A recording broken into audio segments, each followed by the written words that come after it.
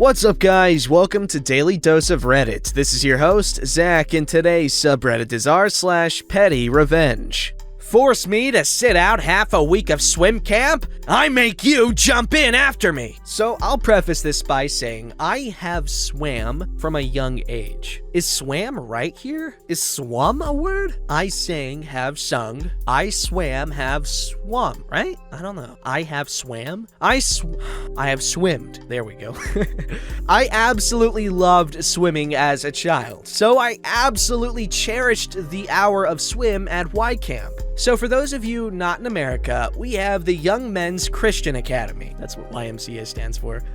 It's a fitness club that has childcare activities. I was never a well-off kid, at least at this age anyway, so every summer I went to the YMCA day camp when I was with my mom. Every week you had to recertify you are okay to swim. If you didn't, you got a red wristband and you had to use the kiddie pools. If you took it off, they had to recertify you. If you were good, you got a green wristband. Well, every week basically, I got the green one, and I would do what kids my age do. I would go down the water slide and hang out in the deep end. Then, one week, my mom put me in the special swim camp where that's mainly what you do. You still had to certify, but whatever. They got a new lifeguard, so I did my test the same as always. I would jump into the deep end, 15 feet, and pop up just before the wall on the other side. I swam underwater, but very distinctively not on the ground. No big deal. Until this lifeguard stated I never popped up for air, so I showed signs of drowning. Thus, I got a red wristband. The revenge. I ended up cutting the wristband off to force them to recertify me. Same lifeguard. I swam above the water the whole time. I got the green wristband. So, still steaming at this jackwagon, the next day I made sure to bring my diver's watch. My dad had given me it when I visited him, and my goggles. When I got there, he was supervising the deep end. So I went to the deep end, let all my air out, laid there with my goggles on, and waited for the dude to jump in. Maybe after 30 seconds, he jumps in. I spring into action. As soon as I heard him, I jumped up and got on the wall at the surface before he could do anything. So every about 10 minutes, I did this to the guy for 2 days straight. If he moved, I moved. I would jump in where it's no other guard's domain. Finally, I was asked to stop on Friday as they got the point. From that point on, I never had to recertify. They just knew who I was. Edit! So I was pretty much a kid that didn't think much about the repercussions of my actions here. It was mainly blind rage to completely make this dude's life hell for unnecessarily screwing with my week of swim camp. Was it a crappy thing for me to do? Yes. Was it revenge for this dude being a butthole? Oh yeah.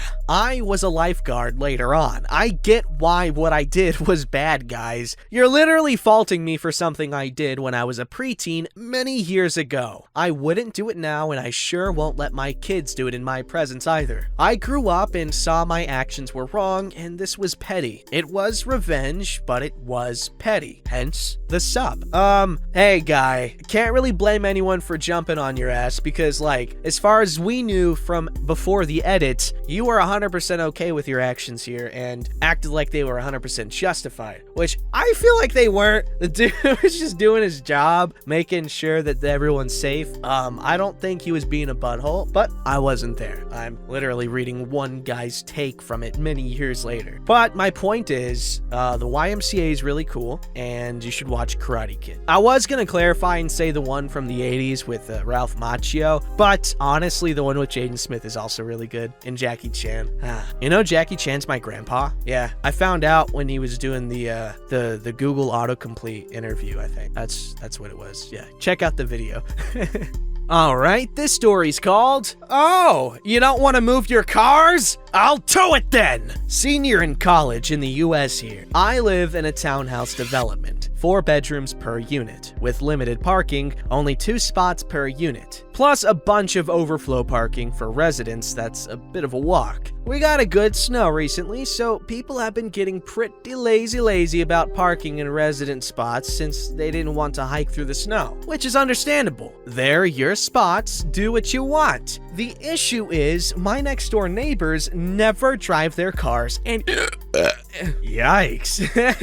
Never drive their cars anywhere, still covered in snow several days out. And they have let their friends use my unit spots for a while. Not to mention the obnoxious parties they've thrown during the pandemic with 20 to 30 people. But that's a different matter. This has never been a huge deal. We ask them on occasion to move their cars, and they do, and it's been pretty chill. Since the snow, people have been very haphazard and lax about moving their cars for when friends come over, which means my roommates and I, who each have a car, so 4 cars for 2 spots, have at most had 1 spot open for us to park in. It's been a pain, and the next door neighbors have been way worse about leaving space for people and don't move their cars when we ask anymore. Today I was minding my own business and studying with the window cracked open, and one of their friends pulled into our parking spot, and one of said neighbors went out to say hi. Like I said, my window was open, and she proceeds to tell her friend that it's okay, they don't care, and they won't tell you in the next 20 minutes anyway. I'll call that a challenge. And with the local towing place being only a mile up the road, I know they can be here within 5. So my petty self called up the tow company and watched their friend's beaten down Prius get pulled away off to a tow lot, waiting for a sad, entitled soul to pay the $150 tow fee.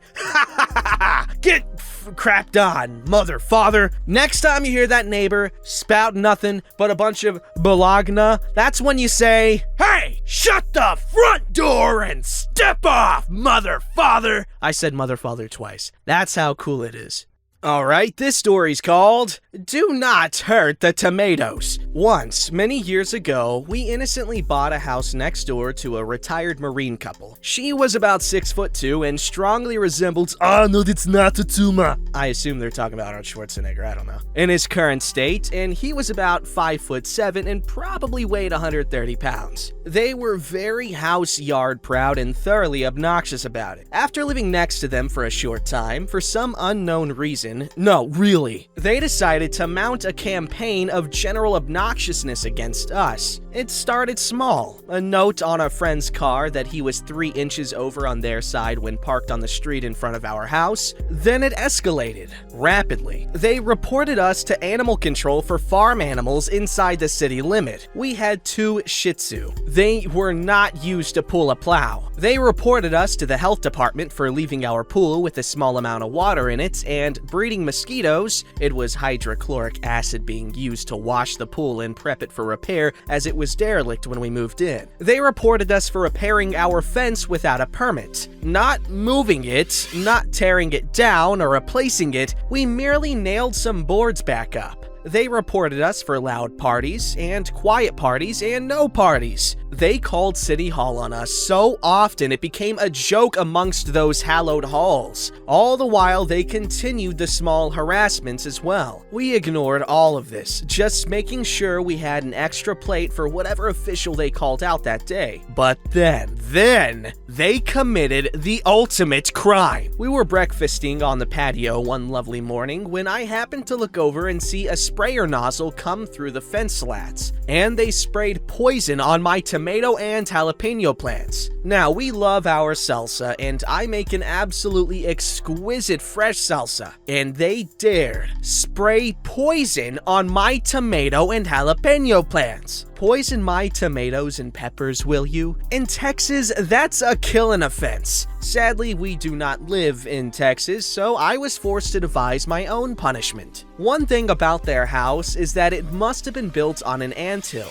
They constantly fought ants. We regularly heard them complaining about ants as they tried to get rid of them from their backyard. Our homes were built on a golf course, and being considered patio homes, all had lovely large patios with huge kitchen windows with sliding glass opening onto a pass-through or serving counter. So I made a very, very large batch of simple syrup and froze it in ice cube trays. Friends and I would sit on our patio and toss ice cubes. We had a point system that ranged from getting the cubes on the patio, to getting them up against the base of the sliding door, to getting them onto the counter and up against the opening of the window. We gave them ants. Lots of ants. What about uncles? Not being particularly close neighbors, the Marines gave us no warning when they went on vacation. We did notice it got quieter, and I didn't overhear any further discussion between them about the sticky mess that regularly showed up on their patio, but I didn't really think about it. Besides, I was behind on points. So the bombardment continued. The ants celebrated. They sent out telegrams worldwide inviting all of their relatives to move. They had found paradise. The grass was green and there were regular supply drops. They invaded. There were tiny black ants, larger brown ants, and big red ants. Hosannas were sung. They built neighborhoods of McCansions. Ants rockets, I don't know, did the can across the counter. They held parades. There were Friday night fiestas with live ant mariachi bands. It was beautimous. I went through 3 5-pound bags of sugar. We knew exactly when the Marines got home from their 6-week cruise. We could tell by the screeches of anguish. Apparently, the ants had made their way inside. There were screams from the kitchen and the pantry and the laundry room and the bathroom. It was ear-shattering. Who knew a 5'7" male could even make those sounds? Battle was enjoyed. The army ants dug foxholes and built redoubts. The fire ants formed special forces teams and close protection units. The war raged for 3 months. Despite regular resupply, the ants were decimated. The Marines were seen collapsed in patio chairs, hollow-eyed with exhaustion. Their once pristine backyard closely resembling the aftermath of the Battle of Ypres. Peace talks were held. Détente was achieved. Calm reigned on Avenida Pancho Villa, until the Marines got their second breath and reinforcements in the form of their son, the Marine Jr. Further shenanigans ensued, and yours truly discovered that raccoons are not only exceedingly dexterous, they are inordinately fond of overripe figs. But that's another tale. One that I really want to read. This was a really good story. Top 10 best PettyRevenge stories I've read on this channel, or any other channel, which is just one, actually, I'm pretty sure. Yeah. Anyway, I am very, impressed with the, everything, really. The writing, also the revenge itself. Alright, this story's called Fear the Mama Bear. I don't know whether this exactly counts as revenge, but even if it wasn't intentional, I certainly felt avenged. So, I was working at a hospital as a night shift ER registrar, the person behind the desk who checks you in when you come into the ER. Not a trained nurse, just an unskilled labor office worker. Because it was a night shift in a small hospital servicing a small town, I was the only person in charge of all admissions processes that happened during my shift. Ambulance transfers, emergencies, births, you name it, I did it. So, there I am, sitting in my booth in the ER when I get a call from the birthing unit. That's what I call my mom.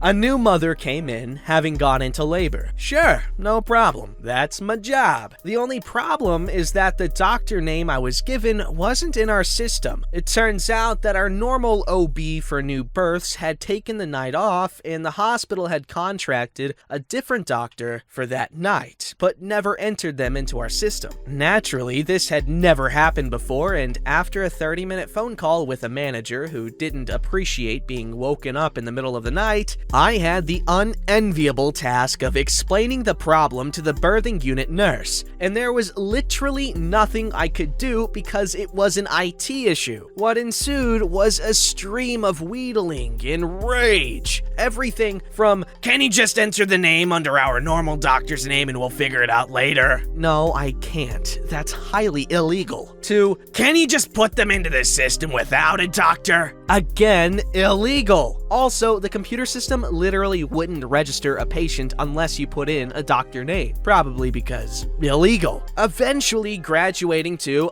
I don't know, just get her registered somehow. These are just a few of the more ridiculous highlights from a very long conversation. He really wasn't getting it. Now, I have a lot of sympathy for the position he was in. Hospital staff can't legally administer care if the patient isn't registered in the system. So this poor woman was probably sitting in their waiting room enduring labor this entire time. Still, I knew what the rules were, and he was making a bad situation worse. After about 15 minutes of trying to explain the situation to him, I gave him a final speech reminding him of the situation, apologized that there was nothing I could do, and hung up. I then performed the time-honored tradition of leaning back in my office chair and emitting a long, tension-fueled sigh. Enter my coworker, 120 pounds of gossip and pure mama bear energy. She heard my sigh, probably the conversation too. The nurse station was 5 feet from my desk and asked what was going on. I explained it all to her. She nodded, said some sympathetic words, and then she disappeared. I didn't think anything of it at the time. I assumed she had her own work to do. Some amount of time later, she returns with the birthing unit nurse in tow. I think if she could have, she would have been dragging him by his ear. I don't know what she said or did, but this 250-pound, 6-foot-plus dude is literally in tears, apologizing profusely to me. Meanwhile, I'm so stunned that all I can do is stand there saying,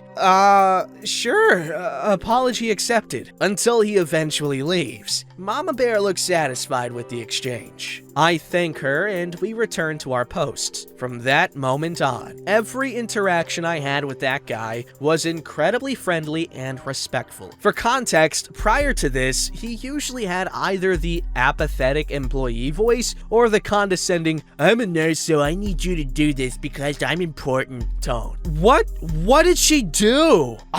What? I'm confused, but badass. Mama Bear, cool. Alright, this story's called All This Fighting Over Something So Small. Oh, is this a story about two women fighting over a guy who's cheating on both of them?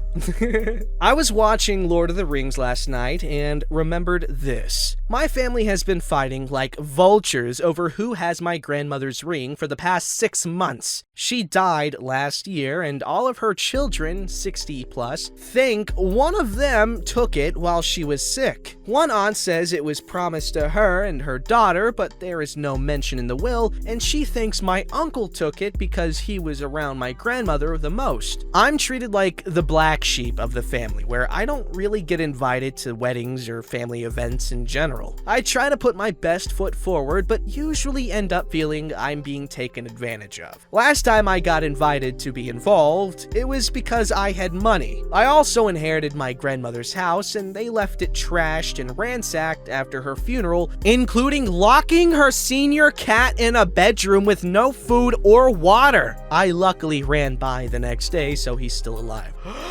Oh god. When I furiously asked who locked up the cat and why, the answer I got was basically, oh, I don't know, that's bad. So if you find the ring, can you mail it to me? What none of them know is my grandmother gave me the ring before she started getting sick and didn't tell anyone because she thought it would start a fight. Edit. Thank you all for the awards. Wow! Okay, so a few more details. All of the family live really far away and they're pretty old. I don't think they could break in if they tried, and I keep the ring in a safe, very hidden location. First of all, OP, good on you for being a badass and a cool person, alright? Very, very hard things to be, especially at the same time. As someone who's both in many other things, I can tell you that. I can vouch for the struggle. For instance, gas station across the street, there's an employee there, the cashier.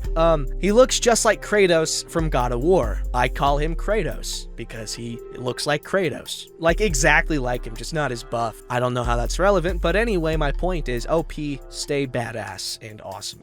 Don't forget to like, subscribe, and hit that bell to never miss an episode.